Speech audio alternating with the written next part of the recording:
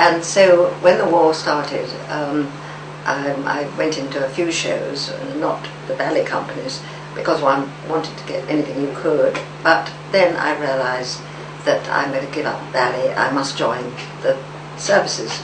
So I became a Wren. Wren is anyhow, you put your bell-bottom trousers on and you signal to the ships. And I had a jolly time signaling to the ships during the war. Yes, she learned Morse. And anyhow, after that, when I got out, Brenda said, "For God's sake, come and join us. We're going off on Ensa. We're going to be showing all throughout Germany to the troops, the ballet company, Rambert." I said, "Brenda, I can't. I mean, you know, I've been for a whole year standing on the end of a pier signaling to the ships." And so Brenda said, "Go on, doesn't matter. Mim will understand." So I had an audition with Mim, as we called her then, in my bell-bottom trousers. Brenda lent me a pair of her point shoes. They were pretty worn-out point shoes, I seem to remember. Yes. We had no coat-ons because of the war. And I performed in front of Mim an audition. Mim laughed herself so much. She said, "Well, I suppose I'd better take you on, Eve." And she did. And then we had great fun together in Germany. We travelled by boat from Dover to Calais. And first night we had to go home because of bad weather. The second night was the New Year's Eve, and off we went, and there was a fog, a thick fog outside Calais, and we couldn't dock.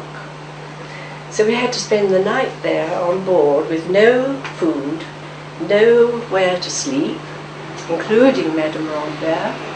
And Eve, being Eve, got off with all the captains. Got off, and I said to the captain, "Hey, I can signal.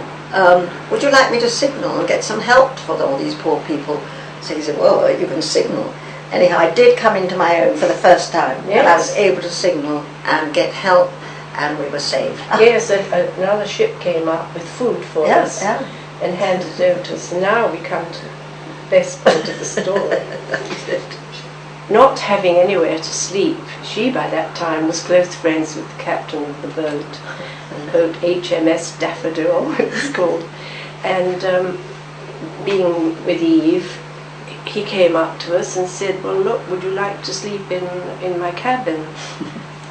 Perfectly normal, you see. "Oh, thank you very much, these 2 bunks."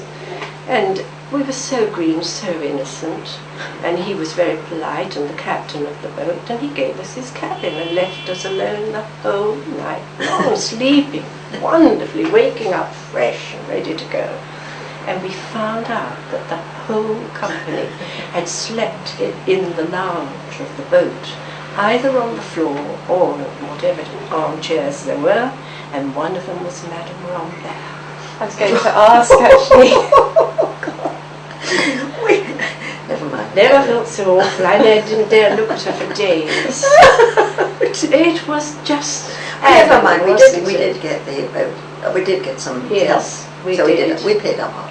And we earned our night's sleep. Our adventures really and truly started once we set foot in France.